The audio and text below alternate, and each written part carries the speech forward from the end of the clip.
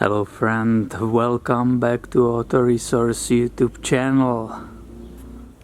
I have here this 2006 Honda Ridgeline. I'm performing bunch of service on it. So let's go in this video, replace the fluid in the rear differential. I slightly lifted the rear of the truck to make sure it's in perfect level. I checked the owner's manual for the quantity of the differential fluid, and it says that it needs 2.8 US quarts. And I went to the dealership to purchase the correct fluid, and this is the one which you see right here. This is the only thing you are supposed to put in it, VTM 4. So everything's ready. Here I have the mat and I can show you where are the bolts, right? If you look over there, right there, that will be the filler, and on the bottom is the drain. And to release those bolts, you just use the 3/8 breaker bar. You don't need any sockets.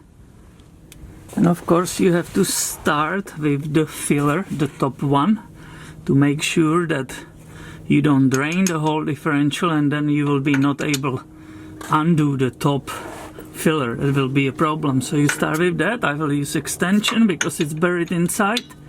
Right now it's perfectly seated. I can put my breaker bar and I will loosen that bolt. That bolt gave up pretty easily, so I bought my drain pen, and I will loosen the bottom bolt, right? Alright, you saw it, just a little bit hit, and I'm ready to remove the drain bolt. And don't forget, there is a crusher washer. Alright, have it ready here. Alright. That's actually very, very nice and clean fluid. I'm surprised after so many miles. This vehicle has 170,000 miles and it wasn't changed for a while, but this is nice and clean. Let's go look together on the magnet. Here you can see nice and detailed both plugs or bolts.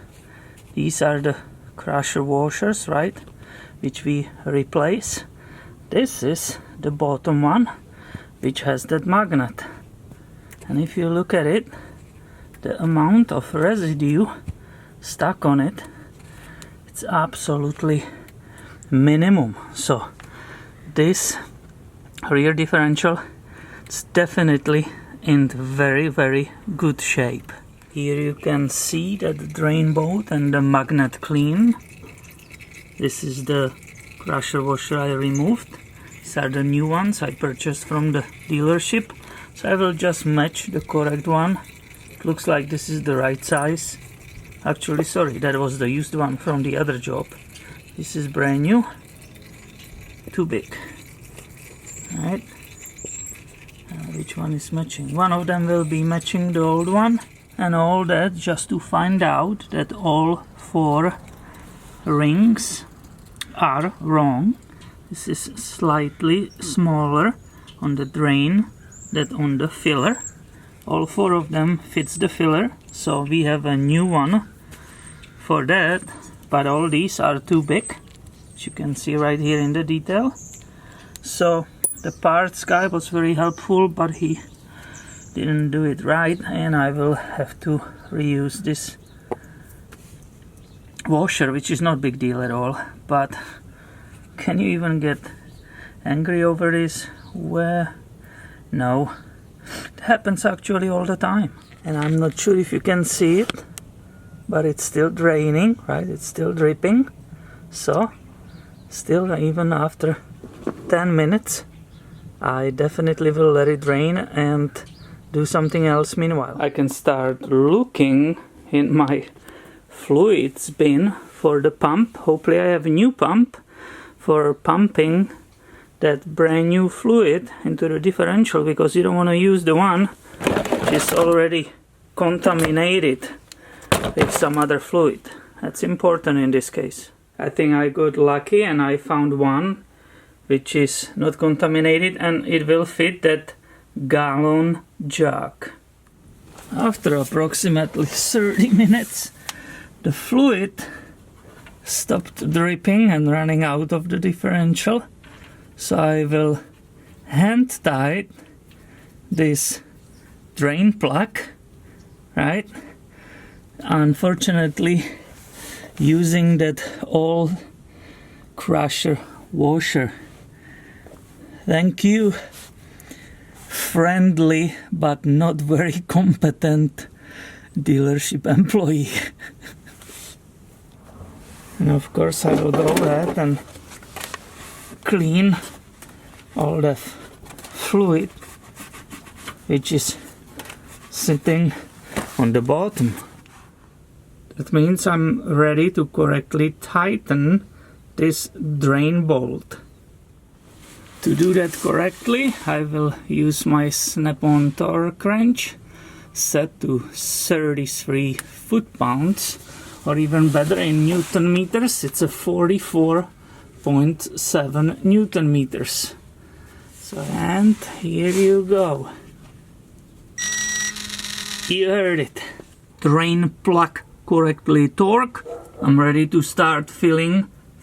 And there is limited access to that filler hole, so I kind of do the modification on this pump, right? I added this clear hose so I can nicely pump that fluid in the differential. And at this moment all I have to do is insert that pipe in the differential, right?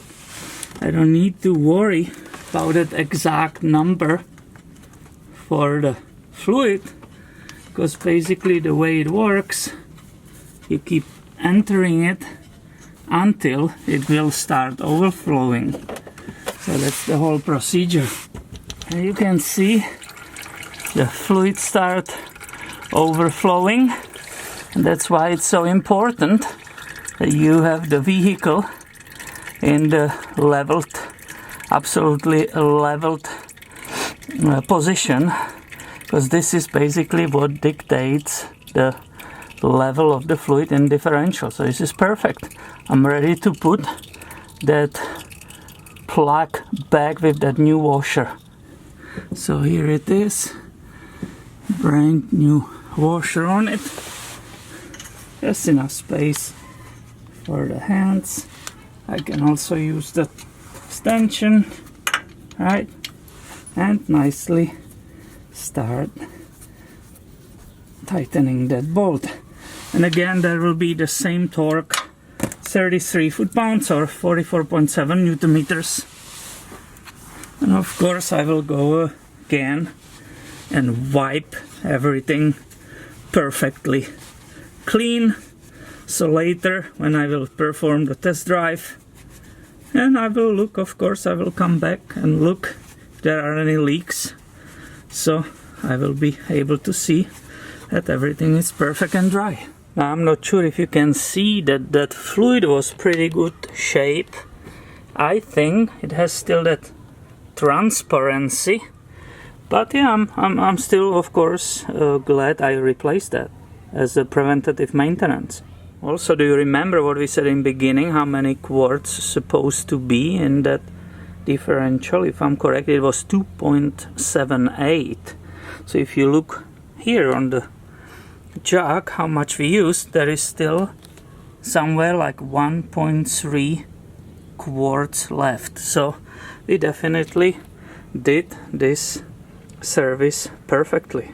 And unfortunately this is not only stuff which I will continue doing. I still will be replacing oil in the transfer case, and there are some other problems unfortunately which this Ridgeline at the 170,000 miles developed. So make sure you are subscribed, because I will have way more videos coming your way soon. Thanks for watching, my friend, and have a wonderful day.